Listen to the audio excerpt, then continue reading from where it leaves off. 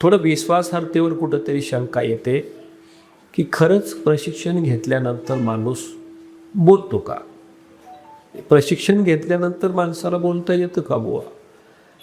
काही लोक प्रशिक्षण घेतल्यानंतर चांगले बोलतात, काही लोकांना प्रशिक्षण घ्यायची गरजच पडत नाही तरी सुद्धा चांगले बोलतात, असेही काही लोक आहेत समाजामध्ये. काही लोकांना प्रशिक्षण घेऊन तयारी करावी लागते, पण काही लोकांना प्रशिक्षण घ्यायची गरजच पडत नाही. असं का होतं बुवा?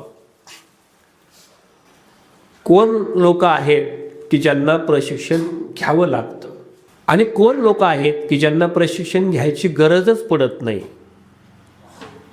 विदाऊट प्रशिक्षणाचं सुद्धा चांगलं बोलतात. ज्यांना प्रशिक्षण घ्यावं लागतं अशी माणसं ती आहेत ज्यांनी कधी प्रयत्न केला नाही बोलण्याचा. शक्यतो ती असतात की ज्यांनी बाहेर बोलण्याचा प्रयत्न केला नाही, केला तरी एखाद दुसरा, आणि मग लगेच सोडून दिला विषय, नाही जमत विषय सोडून दिला, किंवा केलाच नाही, प्रयत्नच केला नाही. आता प्रयत्नच केला नाही म्हणून भाषण जमत नाही हा एक वर्ग आहे. प्रयत्न करूनही जमत नाही असाही काही वर्ग आहे. आपल्यापैकी प्रयत्न केलाच नाही अशी लोक जास्त असतील, बरोबर आहे ना? केलाच नाही पण करूनही भाषण जमत नाही असे लोक किती आहेत बरं? प्रयत्न केला, आता खरं खरं सांगा, वर हात करा, भाषणाचा प्रयत्न केला पण जमत नाही, नाहीत ना? भाषणाचा प्रयत्नच केला नाही आम्ही कधी, असे लोक किती आहेत बरं? वर हात करा बरं. मग काही हात तर असे बी वर नव्हते ना, असे बी वर नाही. मी जे अंदाज सांगितला की प्रयत्न केला नाही म्हणून आपल्याला जमत नाही, म्हणून ट्रेनिंगला यावं लागतंय.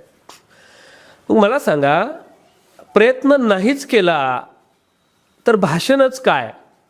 कुठलीच गोष्ट शक्य नाही. प्रयत्न केला तर अशक्य नाही, आणि प्रयत्न केलाच नाही तर ते शक्यच नाही. पण आता बाकीच्या गोष्टीचे जसे प्रयत्न करणं सोपं आहे तसं भाषण करण्याचा प्रयत्न करणं अवघड आहे. कारण एखाद्या स्टेजवर मला भाषणाचा प्रयत्न करू द्या असं म्हणणं नाही जमत ना.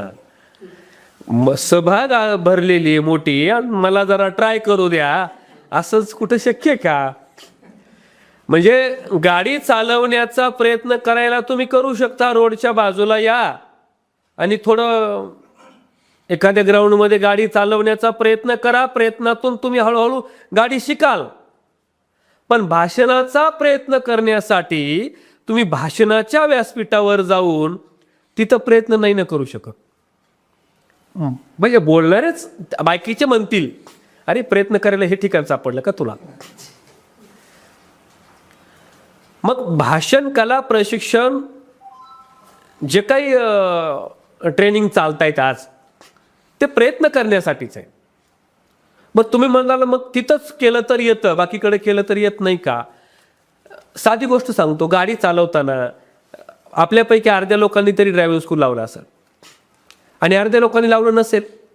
मग ज्यानं लावलं नाही त्याला गाडी येत नाही का? म्हणजे मला लोकांना पडलेला प्रश्न आहे की भाषण शिकणारे सगळेच लोक भाषणाच्या ट्रेनिंगमधून गेलेली आहेत का? नाही, त्यांना रोजच आहे ना, त्यांच्या घरी रोजच भाषणं आहेत. आमदाराचं पोरगं, खासदाराचं पोरगं, रोजच त्यांच्या घरात भाषणं आहेत, रोज ऐकतात आणि मग ते आमदार खासदाराचं पोरगं बोलायला लागतं. जिल्हा परिषद सदस्याचं पोरगं, नगरसेवकाचं पोरगं, सरपंचाचं पोरगं भविष्यात ते बोलायला लागतं, कारण त्याचे वडील, त्याचे आजोबा सातत्यानं स्टेजवर बोललेले त्यानं पाहिलेत आणि त्या मुलानं त्याचा जो कुटुंब आहे त्या कुटुंबाचा प्रभाव त्या मुलावर पडलेला आहे. मग ज्याच्या घरात सातत्यानं ते वातावरण आहे त्या वातावरणाचा परिणाम त्याच्यावर पडला आणि मग ते मुलगा बोलायला लागला. आपल्या घरातलं वातावरण जसं असतं मुलगा तसाच घडत असतो, मुलं तशी घडत असतात. जसं आपल्या घरातलं वातावरण असतं मुलं तशी घडत असतात. तुम्हाला पाहायला मिळेल एखाद्या कीर्तनकाराच्या घरी मुलं हरिपाठ तरी म्हणतील, पखवाज तरी वाजवतील, गायनाचा तरी प्रयत्न करतील. एखाद्या गायकाचा मुलगा गायन करेल, भाषण करणाराचा मुलगा पण भाषण करण्याचा प्रयत्न करेल. दारू पिणाराचा मुलगा पण ट्राय करतो. जसं वातावरण आहे तसं. म्हणून आपण मुलांना नावं नाही ठेवायची की आमच्या याला काही कळतच नाही, मला वाटतं त्यानं भाषण करावं पण कधी शाळेत त्याला बोल म्हणलं तर बोलतच नाही, आमचा मुलगा पुढं जातच नाही, किंवा सर पण त्याला पुढं कधी घेतच नाही. सगळ्याच मुलांना एक लक्षात ठेवा, सगळ्याच मुलांना शिक्षक बोलण्याची संधी व्यासपीठावर देऊ शकत नाहीत.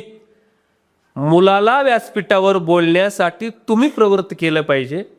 जिथं जमेल तिथल्या ट्रेनिंगला घेऊन तुम्ही गेलं पाहिजे.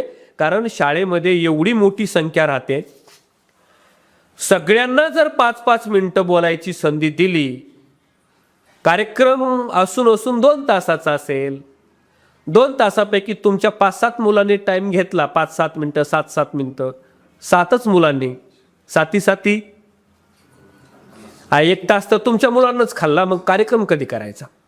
म्हणजे 1000-2000 मुलांच्या पैकी 5 ते 7 मुलांना शाळेमध्ये शिक्षक बोलण्याची संधी देऊ शकतात. सगळ्याच मुलांना बोलण्याची संधी शिक्षक देऊ शकत नाहीत. आणि म्हणून जे 5-7 मुलं शाळेतले सातत्यानं व्यासपीठावर येतात, त्यांची स्टेज डेअरिंग बऱ्यापैकी वाढते, त्यांच्यातला न्यूनगंडपणा दूर होतो आणि मुलं मोकळी बोलायला लागतात. या मंचावरची भीती त्यांची आपोआप कमी होते, समाजाची भीती त्यांची आपोआप कमी होते. पण ज्यांची मुलं स्टेजवर जातच नाही, त्यांना कधी संधी मिळतच नाही, अशी मुलं बोलू शकत नाहीत का? तर बोलू शकतात. 5 ते 10 मुलं नेहमी शाळेच्या व्यासपीठावर असतात, तेवढीच मुलं बोलू शकतात असं अजिबात नाही. बाकीचे जे 95% विद्यार्थी खाली बसलेले आहेत, जे काही 98-99% विद्यार्थी खाली बसलेले आहेत, ते सुद्धा चांगलं बोलू शकतात. पण दुर्दैवानं त्यांना संधीच मिळत नाही. आणि मग त्यापैकी आपण एक आहोत की आपल्याला शाळेत बोलण्याची संधी मिळत नव्हती. खरंय का? जर मिळाली असती, शाळेत बोलण्याची संधी, कॉलेजला बोलण्याची संधी जर आपल्याला मिळाली असती, तर आजही आपण व्यासपीठावरलेच राहिलो असतो, श्रोत्यांमधले नाही. आणि म्हणून आपण संधी कधी मिळवलीच नाही, संधी कधी स्वीकारलीच नाही, संधी कधी घेतलीच नाही. म्हणून आपण पडद्यावरले कलाकार नाही आहोत, आपण पडद्या मागचे कलाकार आहोत. सगळं काही काम आपण करायचं, राबायचं, नेत्याच्या मागं पळायचं, आवाज कुणाचा म्हणत, आवाजही त्याचाच, आपण नुसतं मागच फिरतो, हवाही त्याचीच, आपण त्याचं काम करणारे, कार्य करणारे कार्यकर्ते आहोत. मग कार्यकर्ता म्हणूनच जगायचं आहे की नेता म्हणून स्वतःची स्वतंत्र वेगळी वाट निर्माण करायची आपण ठरवलं पाहिजे.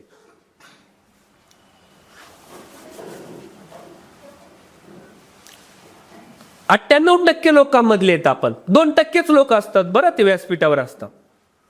आणि 2% लोक सगळ्यावर राज्य करत असतात. लक्षात ठेवा, राजकारणात असू द्या, समाजकारणात असू द्या, 2% लोक आहेत जे व्यासपीठावर असतात, बाकी 98% लोक त्यांच्या भाषणाला टाळ्या वाजवणारे असतो. आपण त्यापैकी आपण फक्त त्यांच्या भाषणाला टाळ्या वाजवणारे पैकी आहोत. आपल्या भाषणाला कधी टाळ्या येतील असा कधी आपण प्रयत्न केलाच नाही. हे वास्तव आहे.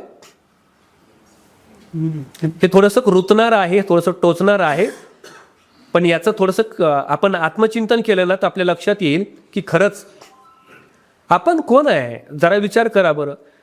पूर्वी पेपरला बातम्या यायच्या पहा, म्हणजे पूर्वी पेपर जास्त आलायचा, सोशल मीडिया फार कमी असायचं. आणि पूर्वी पेपरला बातम्या यायच्या, पेपरला बातम्या आल्याच्या नंतर एखाद्या भागामध्ये एखादा कार्यक्रम झाला की मग त्या कार्यक्रमामध्ये व्यासपीठावर अमुक अमुक बोलले, सूत्रसंचलन गावातील अमुक अमुक या युवकाने केलं, त्याचं नाव पेपरला बरं का. अध्यक्षीय भाषण अमक्यांनी केलं, प्रास्ताविक भाषण तमक्यांनी केलं, प्रमुख वक्ता म्हणून अमके बोलले, प्रमुख पाहुणे म्हणून तमुक बोलले. या सगळ्यांची नावं व्यासपीठावर असतात. आणि कार्यक्रम संपल्याच्या नंतर पेपर दुसऱ्या दिवशी आपल्या घरी येतो आणि आपण पत्नीला म्हणतो, हे बघ कार्यक्रमाचा फोटो आलाय ना, या कार्यक्रमाला मी पण होतो. मग पत्नी म्हणते याच्यात तुमचं नाव नाही दिसत कुठंच.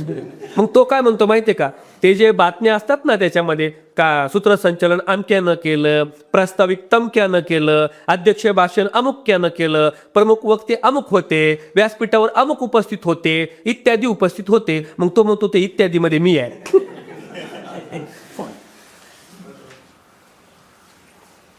म्हणजे आपण इत्यादी मध्ये येत. आणखीन लक्षात ठेवा, आपल्या हे बघा, तुमच्याकडे किती पैसा आहे, तुमच्याकडे काय पद आहे, तुमच्याकडं काय किती वारसा आहे, हे महत्वाचं नाही आहे. तुमच्याकडं वक्तृत्व आहे का, जास्त महत्वाचं आहे.